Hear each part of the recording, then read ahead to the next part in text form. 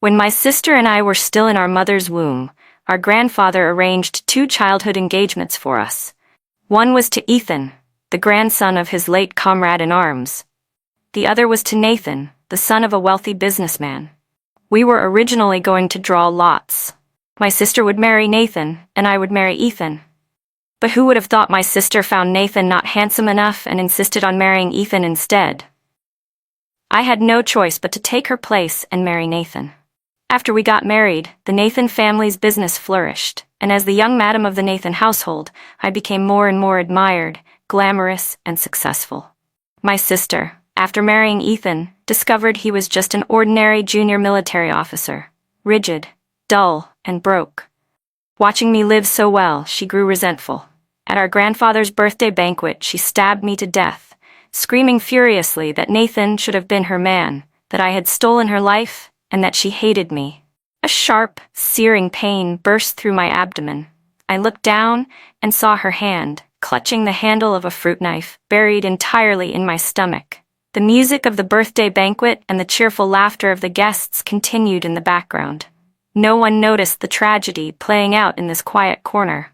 "Nathan should have been mine. You stole my life. I hate you," she screamed, her eyes wild with a madness I had never seen before. She yanked the knife out in one swift motion, and blood sprayed across the pink dress she had carefully chosen. I collapsed to the ground, my vision starting to blur.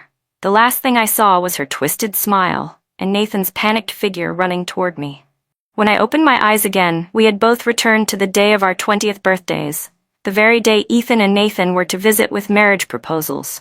This time, my sister rushed to say she wanted to marry Nathan. With a smug look, she told me, "Now it's my turn to marry the rich and powerful one. You can spend your life miserable with that cold, penniless loser." "Hannah, wake up. Ethan and Nathan are almost here." My mom's voice jolted me awake. I was sitting at my vanity in my room, staring into the mirror at my 20-year-old face. My fingers trembled as I reached down to touch my stomach. No wound, no pain. "Mom, is today my 20th birthday?" I asked, my voice tight. "Silly girl, are you so excited about your birthday that you're confused?" Mom laughed as she adjusted my collar. "Come downstairs, your grandfather is waiting." I pinched my arm. The sharp pain confirmed it. This wasn't a dream. I had been reborn. I was back on the day when everything changed. Downstairs, Grandpa was drinking tea with my dad. My sister, now dolled up and dressed to the nines, was already sitting on the sofa, perfectly made up. When she saw me, she gave me a loaded look. "Hannah," she said sweetly, "today's the big day. We're choosing our future husbands, and I already know who I want." My heart skipped a beat. That tone, that look. My sister had been reborn too. The doorbell rang. Mom led 2 young men into the living room.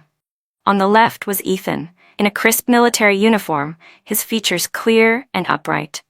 On the right was Nathan, impeccably dressed in a sharp suit, a luxury watch gleaming on his wrist. Grandpa grinned and said, "These are the 2 granddaughters I always talk about, Hannah and Bella. Years ago I arranged engagements with old Ethan's grandfather. Today it's finally time to make good on that promise." According to what had happened in my past life, we were supposed to draw lots next to decide who would marry whom, but this time Bella spoke up immediately. "Grandpa, I want to marry Nathan." Everyone was stunned. Bella walked straight over to Nathan and easily linked her arm through his. "It was love at first sight for me. I only want to marry you," she said. Nathan looked a bit uncomfortable but still managed a polite smile. Grandpa turned to me. "Hannah, then you'll—" "I'd be happy to," I cut him off, walking directly toward Ethan. He stood straight and tall, his eyes clear and calm as he looked at me. A flicker of resentment passed across Bella's face before it quickly shifted back to smug satisfaction. She leaned toward me and whispered, "This time, I get the rich, powerful man. You'll just have to live a miserable life with that broke, icy guy." I looked her in the eye, my voice steady. "I wish you happiness." Ethan gave me a crisp, standard military salute. "Miss Hannah, I'll do everything I can to make you happy." His gaze was so sincere, it sent a tremor through my heart. He was nothing like how Bella had described him in our past life. Rigid, boring, and unremarkable. After the engagement ceremony, both families began planning the weddings. Bella was busy flaunting the lavish betrothal gifts the Nathan family had sent, while I quietly started learning more about Ethan's background. The Carter family wasn't wealthy, but they were known for their integrity and strong values. My mom told me that Ethan had already become a company commander at such a young age. His future was promising. My dad added that Ethan's father had passed away early, and he'd been raised by his mother alone. It was said that Mrs. Carter was upright, principled, and highly respected in their community. That was a far cry from what Bella had complained about in our previous life, claiming Ethan was a poor soldier from a backward family. The wedding was set for next month. Bella spent her days getting fitted for an extravagant designer gown, while I chose something simple and elegant. Whenever she bragged about the latest luxury items the Nathan family bought her, I would just smile and say nothing. "Aren't you jealous, Hannah?" she finally asked one day, unable to contain herself. I looked out the window at the sunlight streaming through. "Everyone has a different definition of happiness," she scoffed. "You'll understand just how important money is when you're stuck in that tiny old apartment doing laundry and cooking all day." On the wedding day, sunlight filtered through the stained glass of the church, casting soft colors onto the red carpet. I stood in front of the mirror as my mother adjusted my veil. Unlike Bella's bejeweled six-figure wedding gown, I had chosen a simple satin dress, adorned only with a soft, elegant floral embroidery around the waist. The Carter family kept things modest, but every detail was thoughtful and respectful. My mom tucked a fresh lily into my hair. "Ethan asked what flower you liked. He had this flown in from Kunming this morning." The delicate fragrance of the white petals was refreshing and comforting. When the church doors opened, I took my father's arm and walked down the aisle. Ethan stood tall at the altar, his military uniform sharply pressed, shoulder lines so crisp they looked like they could slice paper. When he turned and saw me, his eyes lit up like stars sinking into the sea. "You look beautiful today," he whispered, his voice trembling slightly, not out of formality, but from something deeper. His gaze was so focused, it was as if the whole world had disappeared and I was the only one left. Even the tips of his ears were blushing red. The ceremony was simple and solemn. Ethan gently slipped a graceful platinum ring onto my finger, the inside engraved with our initials. As we exchanged rings, I noticed a thin layer of calluses on his palm, marks left by years of firearm training. "I will protect you with my life," he said during our vows, his thumb softly brushing the back of my hand. Suddenly, a commotion broke out in the back of the church. Bella stormed in, wearing her extravagant wedding gown, followed by the Nathan family's wedding motorcade, 10 identical black Mercedes-Benzes. "Sorry I'm late, sis," she said in a sickeningly sweet voice. The Nathan sent 10 cars for the bridal escort, but the traffic was terrible. She deliberately waved her wrist, showing off the jade bracelet. "A family heirloom from my mother-in-law. She insisted I wear it today." Gasps rippled through the crowd. I noticed Mrs. Carter frowning slightly, but Ethan only smiled at me calmly, as if this entire scene had nothing to do with us. After the ceremony, Bella and Nathan paraded around the banquet hall, flaunting her 3-carat diamond ring from table to table. Ethan and I quietly sat at the main table. He patiently peeled shrimp for me, dipping them in vinegar before placing them on my plate. "You don't have to do that," I said, a little embarrassed. "I'm used to taking care of people in the army," he said with a soft smile. "And now, you're the only one in my home. I need to take even better care of you for the Carters." There were only 15 tables at our wedding banquet, but every dish had been carefully prepared. Mrs. Carter had made sure my favorite, steamed sea bass, was served first. It was clear she had done her homework. Bella's wedding, on the other hand, hosted 80 tables. I heard later that the leftovers filled 3 garbage bins behind the hotel kitchen. That night, we returned to our new home, an apartment assigned by the military. It was a 2-bedroom unit with simple but sturdy furnishings. Ethan came up behind me and wrapped his arms around my waist. "Sorry this place is a bit small," he said softly. I turned around to look at him. "It's perfect. It faces south and gets great light." His eyes lit up. Suddenly he reached up to the top of the wardrobe and pulled down a box.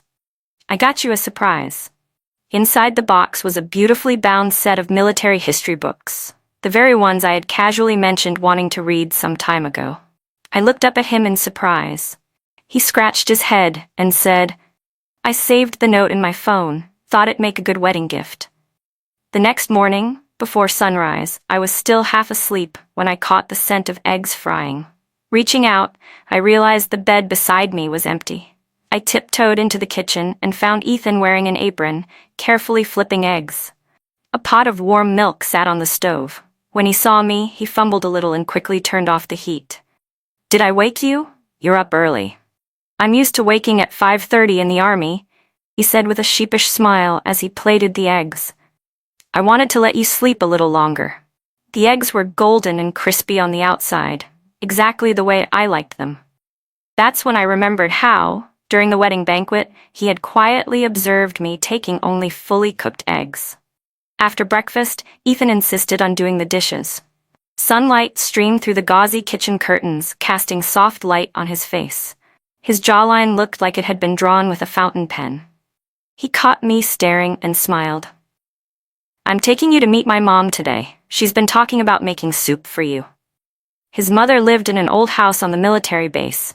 As soon as we stepped inside, the rich scent of herbal chicken soup filled the air. She gently pulled me down to sit beside her, studying my face carefully. "Ethan didn't bully you, did he?" "Mom," Ethan muttered, ears turning red. "He's been wonderful," I said, unable to stop smiling. "He even made me breakfast this morning." Her eyes lit up. "This boy's been caring since he was little. When he was 8, he could cook noodles and take them to the hospital for his dad." Then she suddenly fell silent, her expression dimming for a moment. I later learned that Ethan's father had died from injuries sustained during a mission. Ethan's choice to join the military had been deeply influenced by him. That afternoon, his mother prepared a full table of dishes and kept piling food onto my plate. As we were leaving, she pressed a red cloth pouch into my hand. "This was passed down to me by Ethan's grandmother. It's yours now." Inside was a simple orange jade bracelet, warm and translucent, clearly worn often and well cared for. "It's not worth much," she said, a bit embarrassed. I slipped it on immediately. "It's beautiful, thank you, Mom." On the way home, Ethan held my hand tightly. At a red light, he suddenly spoke. "After my dad passed, my mom raised me on her own. She always said, a wife isn't a housekeeper. She's a partner, someone to face life together with." His words warmed me deeply. Just then, my phone buzzed. It was a photo from Bella. She stood on the spiral staircase of the Nathan family's villa, behind her a wall of luxury handbags. "Jealous, Hannah?" she wrote, followed by a smug emoji. I locked my screen without replying. Ethan was at a street vendor's cart nearby, seriously inspecting roasted chestnuts like he was performing an important military task. "You said last time you liked these," he said, handing me a warm paper bag. I peeled one open and bit into it. It was sweet and fragrant, the taste filling my mouth with warmth.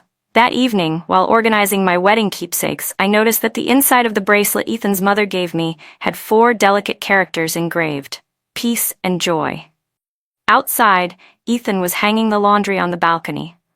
The moonlight outlined his figure gently and clearly. Ethan never missed a morning, up by 5:30 sharp.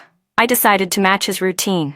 When I pushed open the kitchen door, Ethan was pouring hot water into a thermos. He looked surprised. "You're up early." "I wanted to make breakfast for you," I said, tying on an apron and taking eggs from the fridge. His lips curled into a smile.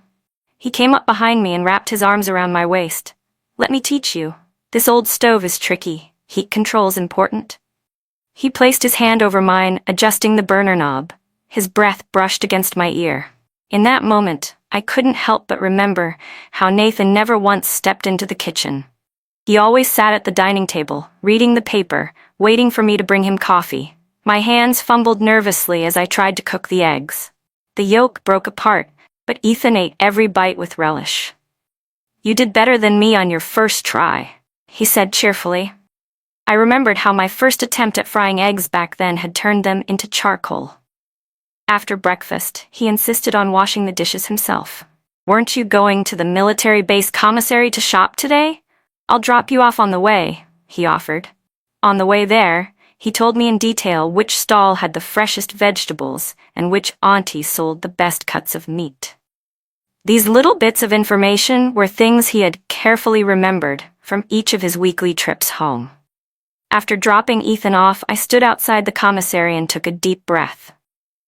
"You must be Captain Carter's wife," one of the smiling vendors said as she handed me a cloth bag. "Little Ethan called yesterday and told me you'd be coming. He asked me to save you a fresh bass." I stood there stunned. Ethan had thought even this far ahead. That afternoon, I followed a recipe on my phone and managed to make one dish and one soup. I'd added too much salt, but the sense of accomplishment was stronger than anything I'd ever felt, even dining at a Michelin-starred restaurant in my previous life. After lunch, I opened my notebook and started jotting down everything I remembered about the military system from before. In 2015, there would be a large-scale military drill. In 2016, new equipment would be piloted. Suddenly, my phone rang. Bella's overly cheerful voice came through.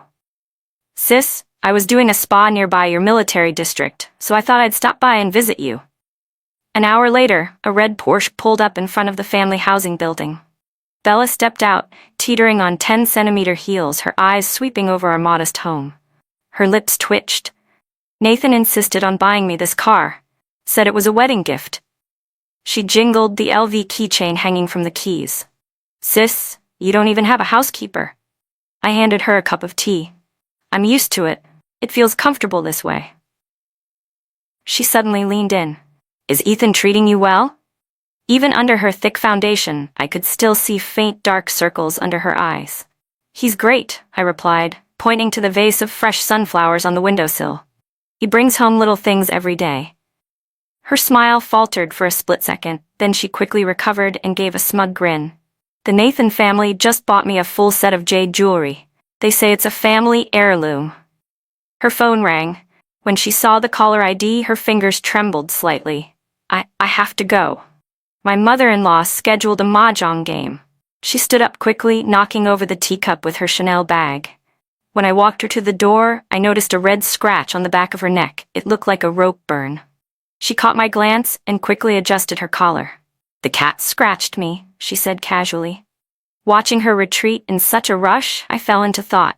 In our past life, around this time, Nathan had already started seeing other women behind her back. That evening, Ethan came home with a request. "A few of my teammates are coming over for dinner tomorrow. Is that okay?" "Of course," I said right away, pulling out my notebook. "Any dietary restrictions? Favorites?" He looked surprised as he scanned the list of notes I'd taken. "How'd you know Captain Lee likes spicy food?" "You mentioned it once," I said with a small lie. In truth, I'd overheard it at a military banquet in our previous life.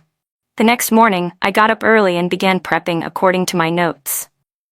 As the braised pork simmered on the stove, Ethan walked in with 3 of his fellow soldiers. "Good afternoon, ma'am," the youngest among them said with a sharp salute. "Brother Ethan's always bragging about your cooking." I smiled and invited them to sit. The skills I'd honed entertaining guests at the Nathan household now came in handy. I remembered every name and rank, refilled drinks and tea at just the right time, and kept quiet during their serious conversations. When it was time to serve the food, I made sure to consider everyone's taste preferences. "Where did you find such a wife, Ethan?" After a few rounds of drinks, the oldest one, Captain Lee, clapped Ethan's shoulder with admiration. "She reads people better than the political office director." Ethan's ears turned bright red, but his eyes sparkled. I knew this dinner meant a lot to him.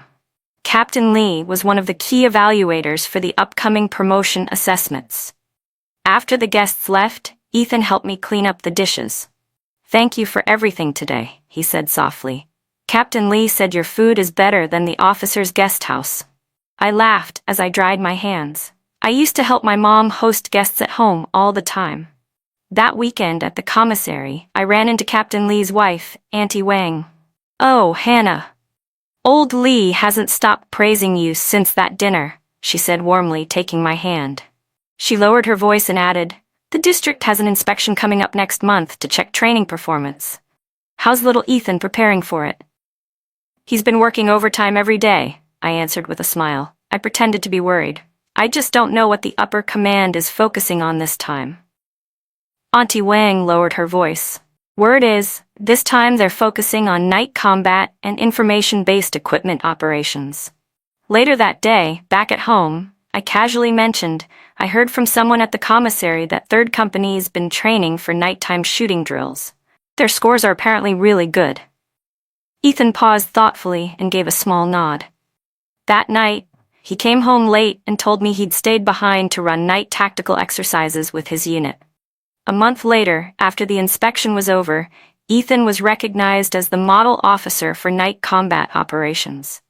At the celebration banquet, his direct superior patted him on the shoulder and said, "You were well prepared, right on point with the inspection's focus." Ethan turned to look at me, his eyes filled with both curiosity and gratitude. I lowered my head and focused on gnawing a rib bone. That night, before bed, he suddenly asked, "How did you know they'd focus on night operations this time?" "I guessed," I said, setting down my book. "Didn't the district just get new night vision equipment recently? They'd want to test its effectiveness." He stared at me for a few seconds, then chuckled. "Hannah, you're full of surprises." Outside, the moonlight was soft like flowing water. I listened to his steady breathing beside me, but my thoughts drifted far away. Bella was probably lying in the Nathan family's massive king-sized bed. But was there anyone beside her? At 3 a.m., I jolted awake, drenched in cold sweat. In my dream, Bella held a blood-stained fruit knife, and behind her, Nathan stood sneering in the shadows. The moonlight outside was ghostly pale. Ethan lay next to me, sleeping soundly, his breath calm and even. I quietly got out of bed and went to the study. Turning on the desk lamp, I opened my notebook. Half of it already filled with important events I remembered from my past life. The drastic steel price drop in Q3 of 2015, personnel changes in the military district at the end of the year, a testing accident with new equipment. I circled one particular line. The regional military competition in September 2015. The next morning over breakfast, I asked nonchalantly, "Is training going smoothly these days?" Ethan set down his soy milk. "There's a confrontation drill next week. I've been studying topographical maps. My hometown has a lot of hilly terrain." I handed him a napkin. "I used to hike the mountains as a kid, know a few hidden trails." His eyes lit up. "Really?" Using memory, I sketched out the terrain behind Ethan's hometown and marked several herbalists' paths. "This creek dries up in September. You could use it as a hidden passage," I pointed out. "But be careful on the eastern slope. There's a loose rock section that can give away movement." Ethan studied the map for a long time before looking up. "Hannah, how do you know all this?" "I joined the orienteering club in college," I lied with a smile. "And my dad's a military history buff. We have a lot of books like this at home." 3 days later, Ethan didn't get home until very late. His eyes were gleaming with excitement. "We used your route today for a flanking maneuver. Took out the red team's command post. The brigade commander praised us on the spot." I helped him out of his mud-covered combat uniform. "Must have just been good luck." "No, it wasn't," he said, gripping my hand. "That warning about the rocky slope? You were right. There were red team sentries stationed there. We circled around from the downstream route." The kettle started to whistle sharply. I turned to shut off the stove, hiding the smile spreading across my face. That weekend at the commissary, Auntie Wang pulled me aside mysteriously. "I heard little Ethan did exceptionally well in the drill. Command's considering him to lead the cross-regional military competition." "Really?" I nearly dropped the basket of eggs I was carrying. On the way home, my phone rang. Bella's voice sounded thick, like she had a stuffy nose. "Sis, are you busy?" "Just finished grocery shopping. What's up?" There was a pause on the other end. Then she said, "Nathan hasn't come home for 3 days. She suddenly started crying. "My mother-in-law says I'm useless. Can't even keep my husband around." I stood on the roadside under a sycamore tree, watching sunlight filter through the leaves, casting dappled shadows across the pavement. "Maybe his company is busy with a new project?" "I wouldn't know," Bella sobbed. "They keep saying something about funding rounds and equity agreements. I don't understand a word of it." "Sis, how did you used to?" She cut herself off mid-sentence. I tightened my grip on the phone. She almost let it slip. She wanted to ask how I had dealt with this kind of thing in my past life. "Pay more attention to his work," I said flatly.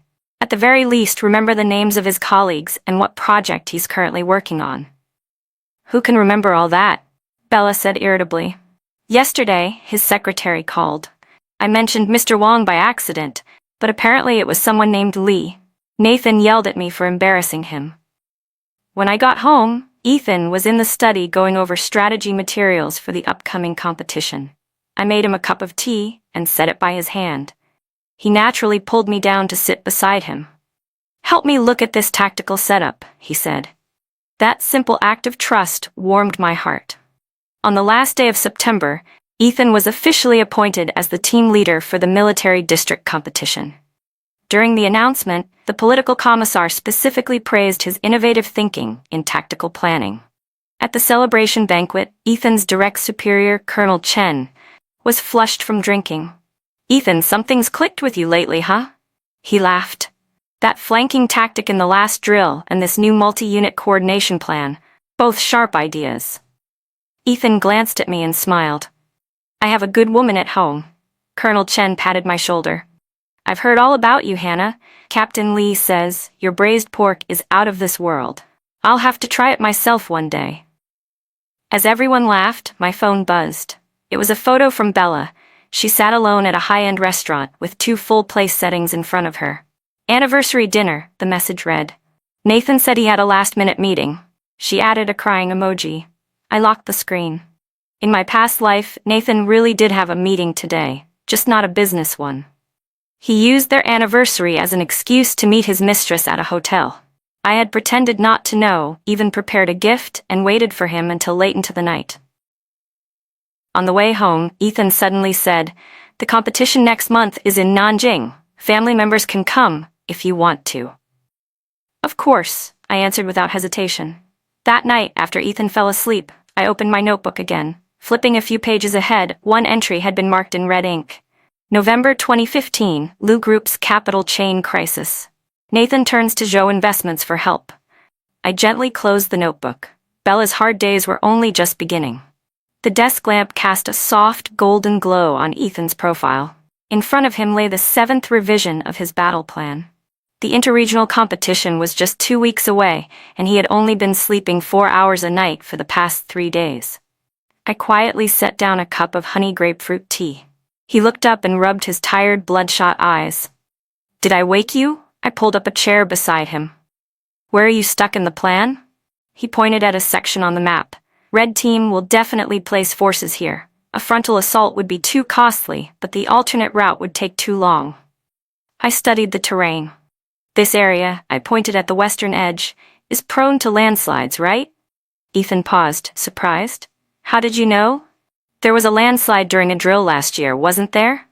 I replied lightly. "Just a hunch." "If Red Team expects you to take the long way around, they'll probably set up an ambush there." Ethan suddenly shot to his feet, his chair screeching loudly against the floor. He pulled me into a tight hug. "Hannah, you're a genius." He smelled faintly of pine and sweat, his heartbeat strong and fast. The next morning, Ethan headed straight to the command post to revise the plan. While cleaning the study, I found a note he had left on the desk. "I might be home late tonight. Don't wait for dinner. P.S. Mrs. Chen invited you to her tea gathering." There was even a crooked little smiley face drawn in the corner. I couldn't help but smile. It felt so much more genuine than Nathan's cold, templated work messages. Colonel Chen's home was in the officer's residence building. When I arrived, 5 or 6 military wives were already seated in the living room. As soon as I entered, a middle-aged woman with permed hair waved warmly. "You must be Hannah.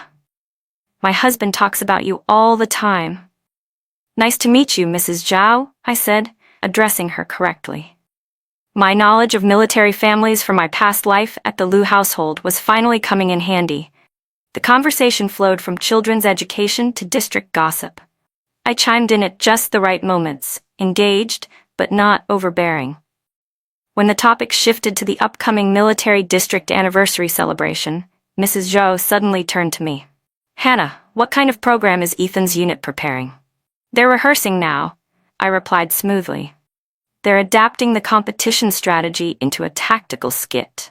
In reality, Ethan hadn't mentioned any such thing. In my past life, there had indeed been a performance showcase at the military district's anniversary celebration. The winners often left a strong impression on the higher-ups. As soon as I got home, I texted Ethan about it. He replied quickly, "How did you know there'd be a performance showcase? The official notice just came out this morning." "Just a guess," I answered. "Don't they hold one every year?" That evening, Ethan came home with a thick stack of documents. "The political office is requiring every competing unit to prepare a program," he said. "Perfect timing. We can adapt the military competition scenario into a skit." He looked at me with a complicated expression.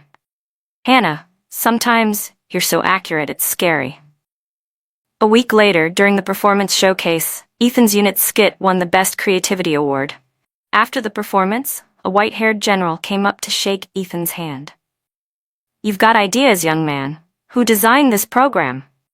"It was the collective effort of our unit," Ethan replied humbly. "But my wife contributed quite a bit too." Very good, the general said, patting his shoulder. "A husband and wife working together can accomplish anything." He looked thoroughly pleased. The evening banquet was held at the district guest house. I chose a navy blue dress, elegant without being showy. When Ethan saw me, his eyes lit up. "You look beautiful." At the banquet, I noticed several military wives subtly observing my manners. "Ethan's wife has such poise," Vice Commander Zhao commented to Colonel Chen, his voice just loud enough for me to hear. As he spoke, a stir rippled through the banquet hall. A familiar figure staggered inside. Bella wore a revealing evening gown, her cheeks unnaturally flushed. Behind her stood Nathan and a balding middle-aged man. "This is our company's latest investment proposal, Mr. Wang."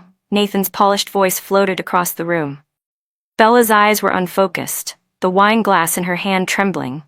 The moment she spotted me, her eyes widened in shock. Nathan finally noticed us too. His face immediately darkened.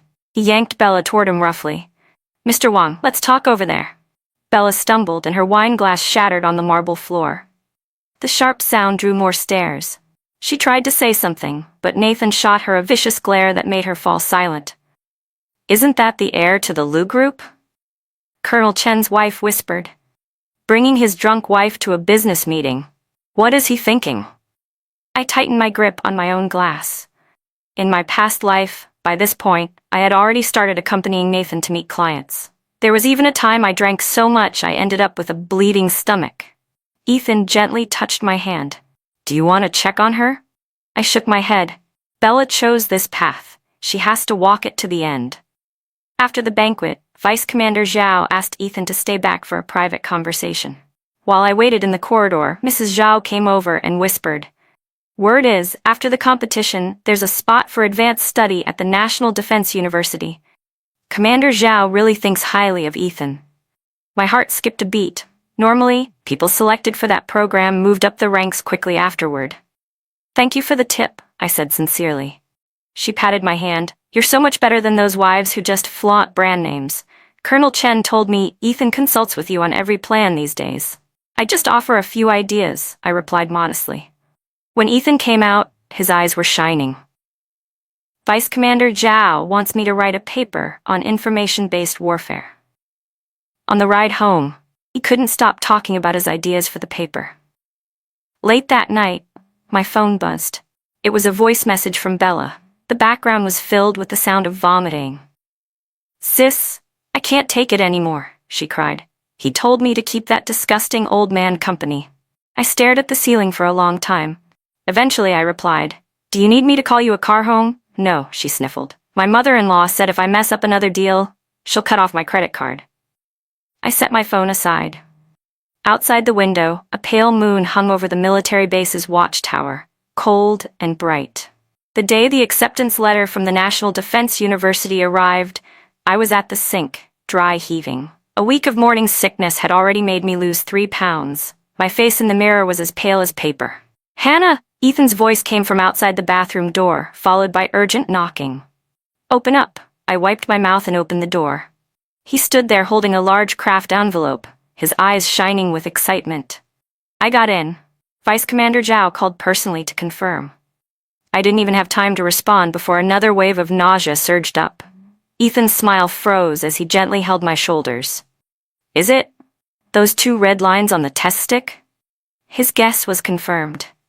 Ethan immediately knelt on the bathroom tiles, pressing his face against my still flat stomach. He wrapped his arms around my waist like a child who'd just been handed a bag of candy.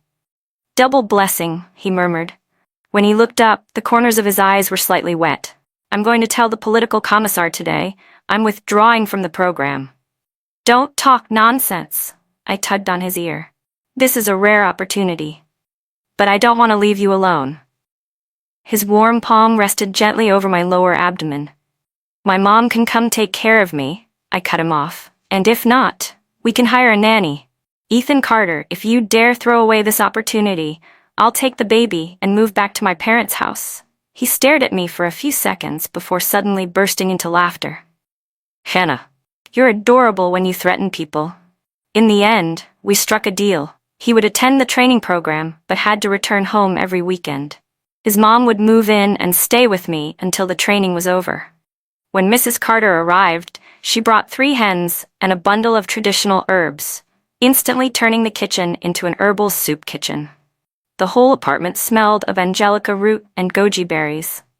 "After Ethan's father passed, I relied on herbal remedies to get through it," she said, as she skimmed foam from the broth. "Now you're eating for 2, you need the best nutrition." I sat on a low stool peeling garlic.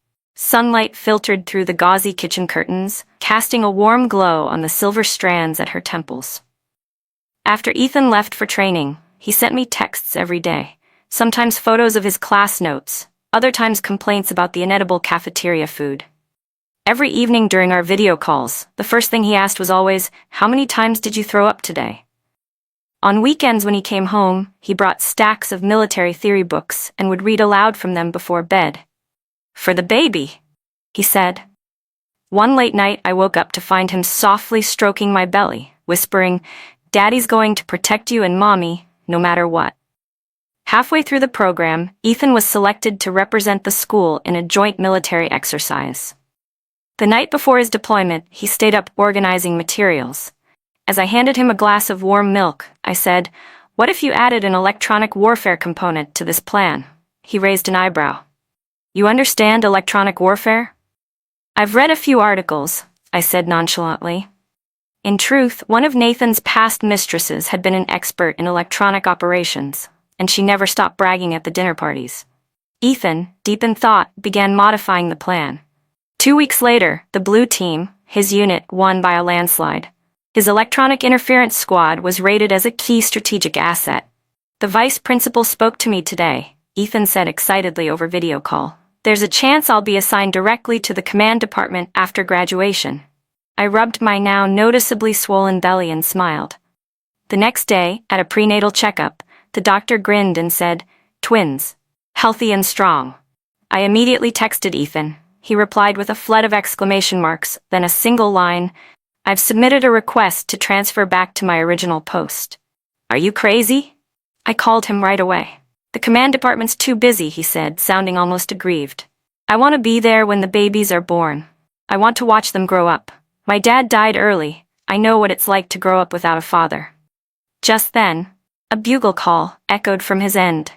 He quickly said, "I love you," and hung up. I held the phone in my hand, my heart soft and aching like sugar melting in warm water. When Mrs. Carter found out, her eyes turned red. Just like his father, so stubborn.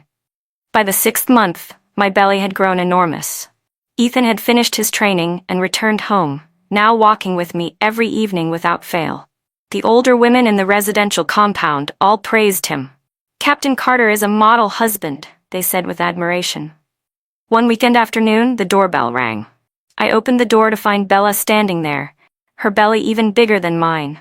Behind her were 3 little girls, quiet and timid. "Sis," she said, her face pale and waxy, a dark bruise under one eye. "Can I borrow some money?" I hurried them inside. The 3 girls sat stiffly at the edge of the sofa, but their eyes were locked on the fruit platter. "What happened?" I asked gently, handing each of the girls an apple. Bella's tears suddenly burst forth like a broken dam. "The Liu family is finished. Nathan's investments failed, and now debt collectors show up at our door every day. My mother-in-law said if I don't give birth to a boy this time."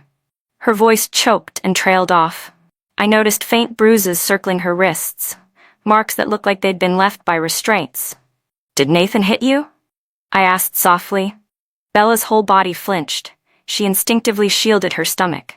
He's just under a lot of pressure." By the time Ethan came home, Bella had already left with the kids. I had given her some cash, which she nervously stuffed into her undershirt like she was stealing it. "I heard about the Lou Group," Ethan said as he took off his military jacket. "They took on private fundraising. Now the capital chain has collapsed. It's a huge mess." I leaned back on the sofa, the twins kicking wildly inside me. In my past life, the Lou family business had been thriving at this time, because I'd secretly helped broker their rescue deal with Zhao Investments. Ethan crouched down and pressed his ear to my belly.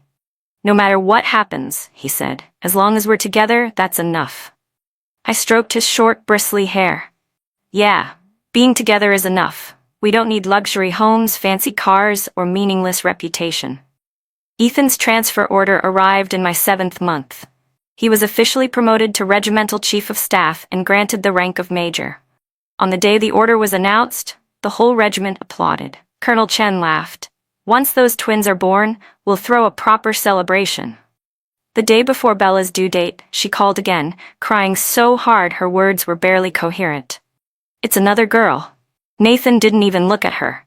He just walked away. "My mother-in-law is demanding a divorce." As I listened to the newborn crying on the other end of the line, my chest tightened. Then, one early morning, labor pains hit me suddenly. Ethan reacted like a firefighter. He grabbed the hospital bag in seconds. Mrs. Carter insisted on bringing a jar of ginseng soup. "Giving birth is a battle. You'll need your strength." Outside the delivery room, I heard Ethan arguing with the doctor. "Prioritize the mother. If anything happens, save my wife first." 12 grueling hours later, our healthy boy-girl twins were born. Ethan's eyes were red as he cut the umbilical cords, then kissed me hard on the forehead. "Hannah, you're my hero." The nurse brought over the cleaned-up babies. The girl looked just like Ethan. The boy looked like me. Ethan cradled his daughter gently, brushing her tiny cheek with his finger. "Daddy's here," he whispered. During my hospital stay, Ethan learned to change diapers and make formula. One night, I woke up to find him bent over the crib, whispering, "Daddy will always protect you and Mommy." I swore to myself that when we were discharged, we'd start anew. On the day we came home, there was a big red banner hanging in front of the family housing building. "Congratulations to Chief of Staff Carter on the birth of twins." The hallway was stacked with baby gifts from neighbors, including handmade baby shoes. Mrs. Carter gave us the master bedroom and moved into the nursery. "You two need the space for rest and work," she said. "At my age, sleeping less is no big deal." Late at night, during feedings, I often saw Ethan quietly tiptoe into the nursery, only to return with a proud grin. "Mom slept through it. I changed the diaper myself. She didn't even stir." The twins' 1-month celebration was set for Army Day, August 1st. Ethan said it was perfect timing, a true double blessing. The invitations had barely gone out when I received a call from Bella. "Sis?" Her voice was faint, like it came from very far away. "Can I come?" "Just me. The kids are too loud." "Of course," I paused. "Are you okay?" There was a long silence on the other end. The Liu family's bankrupt. Nathan's gone. After I hung up, I looked at the 2 sleeping babies in their crib. We had started from the same place, but ended up in completely different worlds. Fate was never a simple multiple-choice question. We held the twin celebration in the military dining hall. Ethan had asked the head cook to help, and they laid out 20 tables. I wore a loose-fitting red dress, holding our daughter, little Tang, in my arms. Ethan stood beside me at the entrance, proudly holding our son, little Zhao, as we welcomed each guest with joy. "What a lucky guy you are, Chief Carter." Ethan's fellow officers took turns coming over to see the babies, stuffing red envelopes into our hands as gifts. Ethan's grin stretched so wide it nearly reached his ears as he kept insisting, No, our daughter looks like her mom.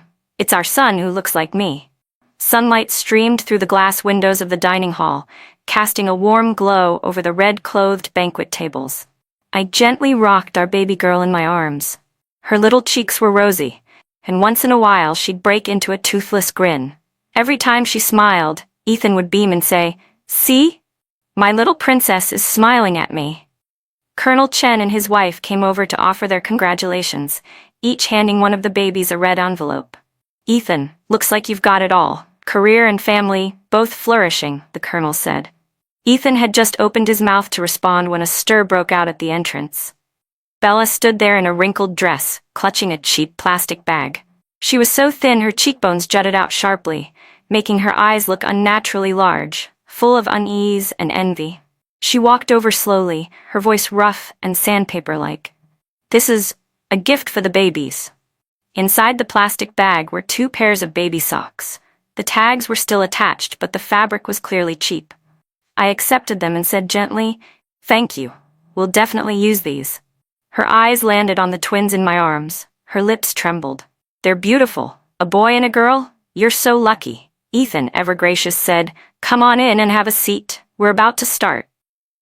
Bella scurried into the hall like a frightened rabbit. I noticed the soles of her shoes were coming apart, the heels worn down beyond repair. Once the banquet began, Ethan stood on stage holding our son. Dressed in his neatly pressed uniform with his shiny epaulets glinting under the lights, he said, "Thank you all for coming to celebrate the first month of our daughter and son." His voice cracked slightly. I don't know what I've done to deserve a wife like mine, or children this healthy and perfect." The hall erupted in applause.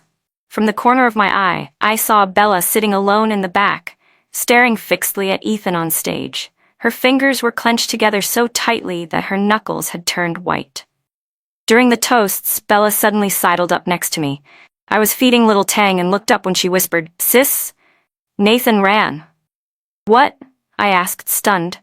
"His company went bankrupt," she said, her voice tight with rage. "He's buried in debt. Last week in the middle of the night, he packed his stuff and left. Didn't even leave a note."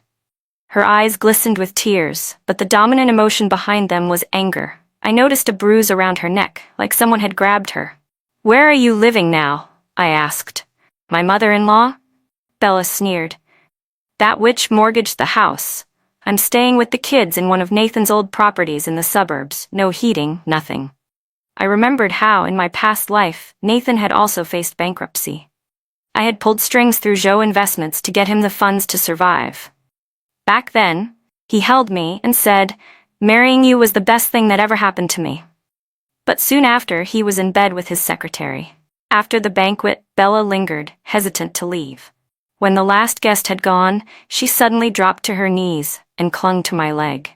"Sis, please, lend me 100,000 yuan. The kids need to eat. They need to go to school." Startled, I nearly dropped the baby. Ethan rushed over to take little Tang from me. "Let's go talk over there," I told her quietly. "I don't have that much in cash," I said, helping her up. "And even if I did, the Liu family situation isn't something a small amount can fix." 50,000 then," she cried, clutching my hand so hard her nails dug into my skin. "I know Ethan just got promoted. You guys have money." In the end, I gave her 20,000 yuan and told her she didn't need to pay it back. As she grabbed the money, the way her eyes lit up reminded me of the moment, back in our past life, when she'd plunged a knife into me for this very same reason. "You're so damn lucky," she said, stuffing the bills into her bra. Her voice was bitter, venomous. "No matter who you marry, your life turns out perfect." Ethan drove her to the train station. When he came back, he said quietly, "She cried the whole way there. She said she regrets fighting you over Nathan." I didn't respond as I rocked little Zhou in my arms, trying to calm his crying. Regret? The only thing she regretted was betting on the wrong man to make money. That night, I opened an education fund account for each of Bella's 5 daughters. I arranged automatic monthly deposits to ensure they would all have a chance at school. 3 months later, while I was buying formula in the baby section at the mall, I sensed someone following me. When I turned around, I spotted Bella ducking behind a shelf in a panic. "Come out," I said aloud to no one. She shuffled out slowly, holding her youngest daughter, thin as a kitten, crying with a voice barely audible. "Why are you following me?" I asked, then stuffed a few cans of formula into her cart. Her eyes turned red. "I went to the bank. I know it's you sending money for the kids." Her voice trembled. "Why? After everything I did to you?" "The kids are innocent," I said simply. Then I grabbed a few packs of diapers and tossed them in as well. Suddenly, she grabbed my wrist. Sis, Nathan's a monster. He took everything. My jewelry, even my wedding ring. I looked down at her rough, worn hands and was reminded of my past life, when Nathan had taken my jewelry piece by piece. He'd claimed they were gifts for clients' wives, when in reality they were for his mistress. You need to find a job, I said with a sigh. A friend of mine runs a daycare. I can refer you as a caregiver. Bella yanked her hand back like I'd burned her. Me? Serve other people's kids? I'm from the Liu family. The Liu family doesn't exist anymore, I said calmly. You need to eat. Your kids need to go to school. Her face twisted through several expressions before she forced out, I'll think about it. Then she hurried off without even saying thank you. When I got home, Ethan was reading a fairy tale to the twins. Little Tang drooled on his chest while Little Jaw stared intently at the illustrations. You're back. Ethan looked up with a smile. Zhao rolled over for the first time today. I set the formula down and kissed both of the babies. Ethan smelled of gentle soap and baby lotion, a scent so warm and reassuring. Hannah, Ethan said more seriously this time. I'm going on a work trip to Beijing next week. Might be gone for 2 weeks. I folded Little Tang's onesie. Mom's here to help. We'll be fine. It's for a Central Military Commission meeting, he said in a lower voice. There's a chance I'll be reassigned to a headquarters position. I looked at him, stunned. In my past life, that transfer had marked the start of a meteoric rise. That's good news, I said, trying to sound calm even as my heart raced. Ethan scratched his head. But it means living in Beijing full-time. I was thinking of turning it down. Don't be ridiculous. My voice rose sharply, startling little Zhao. I quickly patted him gently, softening my tone. Do you know how many people would kill for an opportunity like that? But the kids are still young. We'll move with you, I interrupted. Ethan, don't give up your career for the family. You'll just end up losing both. He stared at me for a long moment, then suddenly smiled. Hannah, sometimes I think you're more mature than I am. He placed the twins into their cradle and wrapped his arms around me. Then let's go to Beijing together. I leaned against his shoulder, breathing in that warm, familiar scent. Being together as a family was all that mattered. The appointment came sooner than expected. Ethan was promoted to deputy director of a division under the Central Military Commission, bypassing standard procedure. The announcement ceremony was held at the Defense Department itself. Vice Commander Zhao attended in person, clapping Ethan on the shoulder. 35 and already at deputy division level, there are few in the whole army who can match you. The celebration was hosted at the military district's guest house. I wore a tailored navy blue suit dress, my hair neatly tied back. Ethan stood tall beside me in full dress uniform, the stars on his epaulets gleaming brightly. People came over one after another to toast him. Somewhere along the way, the respectful Miss Yu had been replaced by Mrs. Carter. Comrade Hannah's contributions are no small thing, one retired general chuckled. I heard Deputy Director Carter's proposal on information-based warfare. Wasn't that your work? I gave a modest smile.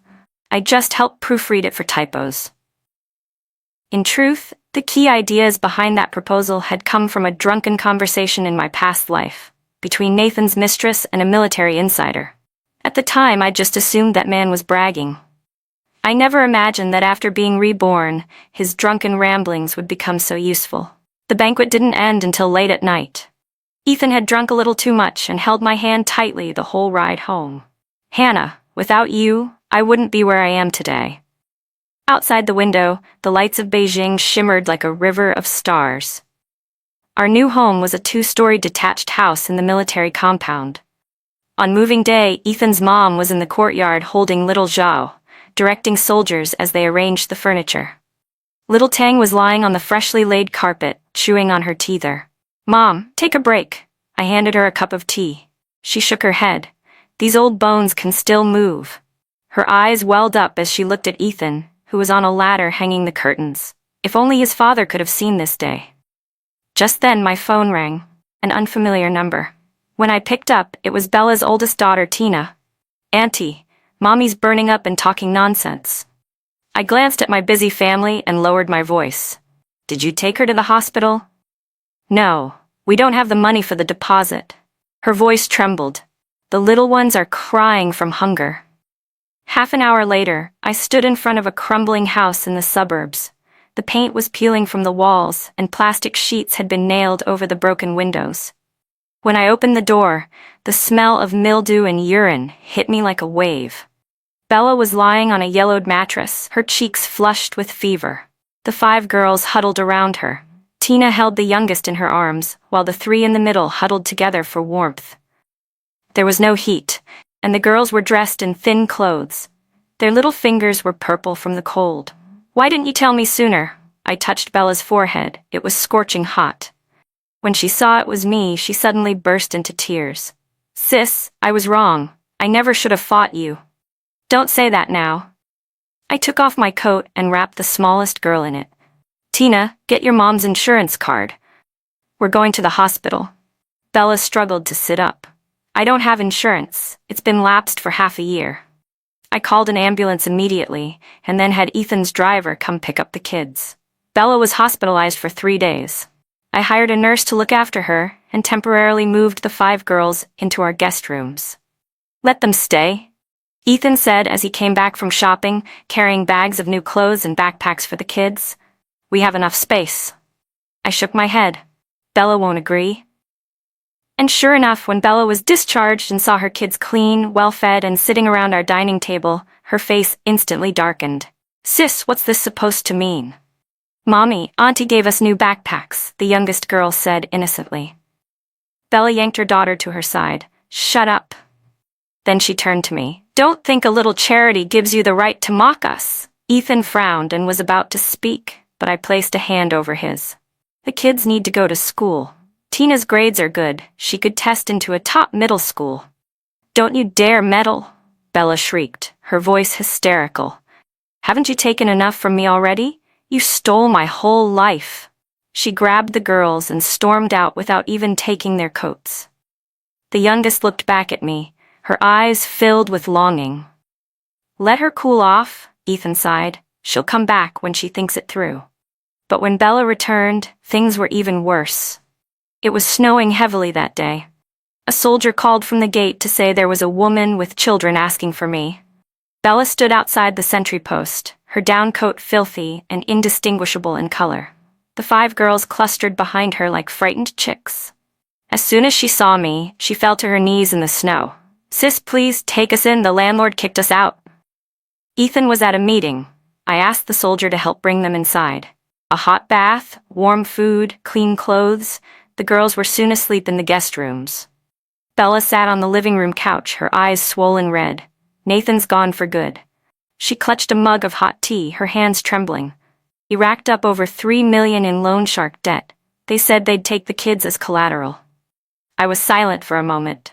Then I said, "You can stay here for now, but under 2 conditions." Bella suddenly looked up, a flicker of hope in her eyes. "First," I said, "the children must go to school like normal. Second, you need to find a job, even if it's something basic." Her face shifted. I could go work at that preschool your friend runs."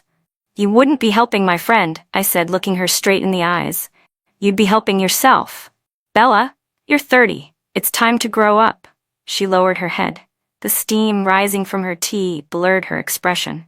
The first few days went smoothly. Bella took the kids to a nearby school every morning and tried to help out with chores afterward. But things fell apart on a Friday night.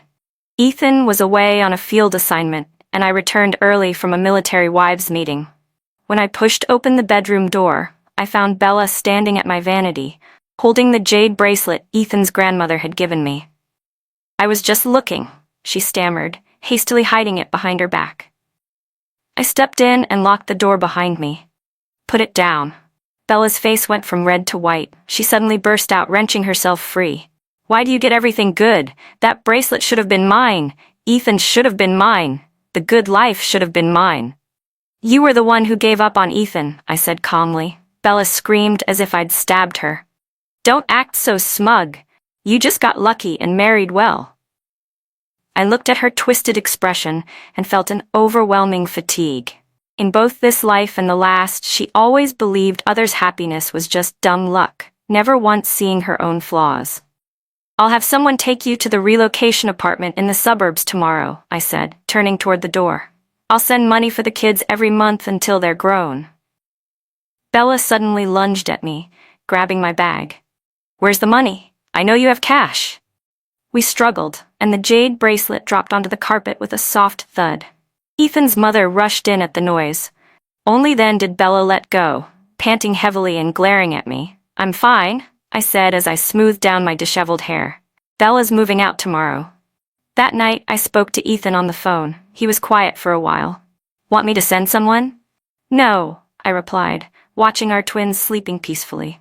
Just rent her a place. Send the support regularly, but don't let her come into the compound again. The next day, Bella and her daughters were relocated to a 2-bedroom apartment in the southern suburbs. It had simple furnishings, enough for a decent life. I transferred 30,000 yuan into her account to get started. A social worker would check in weekly to make sure the children were cared for. As I saw them off, I said, if school ever gets disrupted, I'll apply for guardianship. Bella glared at me with hatred, but just as the car door closed, her eyes welled with tears. 3 months later, the social worker reported Bella had taken a job as a cashier at a supermarket, and the children were attending school regularly. 6 months after that, I heard she'd started taking night classes in accounting. When Ethan's promotion order came down, the house filled with people offering congratulations. Deputy Commander Zhao personally announced his appointment as Chief of Staff for a regional military command, along with his promotion to Brigadier General. Hannah deserves a lot of credit, the old general joked warmly. Every report from Chief Ethan is so solid. I hear you've had a hand in it. Amid the kind laughter, I looked out the window. The spring sunlight lit up the crabapple tree we had just planted in the yard. Ethan quietly slipped his hand into mine. What are you thinking about? Fate, I said, squeezing his warm palm in return. And how life doesn't give us what-ifs, only results. He leaned close, whispering with a smile, then I think our result turned out pretty well. I glanced at the twin babies babbling in their stroller, the elders chatting in the living room, and finally the family photo on the bookshelf. Ethan in his general's uniform, me holding the kids, and Ethan's mother smiling kindly behind us. Yes, I whispered. It turned out beautifully. Many years later, on Qingming Festival, I drove alone to the cemetery on the outskirts of the city. In the trunk were 2 bouquets of white chrysanthemums, one for my father, one for my mother. Little Tang and little Zhou were in elementary school by then. Today they were with Ethan, visiting the military museum. The spring breeze stirred the fresh green willow branches as I stepped into the quiet memorial park. There weren't many people in the cemetery. I made my way through the familiar path to my parents' tombstone, only to stop short. Bella was kneeling there, her shoulders trembling slightly. She looked a little heavier than the last time we met, dressed in a plain gray coat with her hair tied back casually. When she heard footsteps, she turned around in alarm. Her face was streaked with tears. I didn't know you'd come today, she stammered, hurriedly wiping her face with her sleeve. I come every year at this time. I placed the flowers down and looked at the offerings she'd brought. A few apples and a pack of cigarettes. Dad had loved to smoke when he was alive. Bella stood up and I noticed the mud on the knees of her pants. She looked older now. There were fine lines at the corners of her eyes, but the bitterness that once lived in her gaze was gone. How are the kids? I broke the silence. Tina got into the teacher's college, she said quietly. The others are doing okay too, thanks to the education fund you've been sending. I nodded. Over the years, I'd made sure tuition was paid for all 5 of my nieces, but I never gave Bella cash directly. I'd heard she worked at a supermarket during the day and did bookkeeping at night, raising the kids on her own. She reached into her bag and pulled out a plastic bag. I knitted these for the kids. I'm not very good at it, but it's real wool. I took the bag. Inside were 2 tiny sweaters, one pink and one blue. The stitching was uneven, but it was clear she'd put effort into them. Thanks, I said, a little surprised. I didn't know you could knit. I learned in night school, she muttered, rubbing her rough fingertips. I also do some hand sewing for a clothing factory now, just to make ends meet. Sunlight broke through the clouds and lit up my parents' headstone. We stood side by side in silence for a while. Hannah, Bella said suddenly, I'm sorry. A breeze rustled the chrysanthemums on the grave, making their petals tremble. Back at the birthday banquet years ago, her voice caught in her throat, I completely lost my mind. I took a deep breath. Since my second chance at life, this was the first time either of us had openly acknowledged that bloody night. It's in the past now, I said, looking at the photos of our parents on the tombstone. How's your life these days? It's okay, she said with a strained smile. Tina's going to graduate next year and start working. Things feel a little more hopeful. She paused, then added, They caught Luke last year. He was working as a thug in a casino in Macau. I didn't comment. In the distance, someone was crying softly over a grave. You were right, Bella said. Just picking the right person isn't enough. You have to be strong yourself. I turned to her and saw clarity in her eyes. The years had smoothed away the chaos and left something real behind. The kids can come visit sometime, I said. Tang and Joe haven't met their cousins yet. Her eyes lit up, but dimmed just as quickly. It's better if we don't go to the compound. It's not appropriate. I have a small apartment in the city.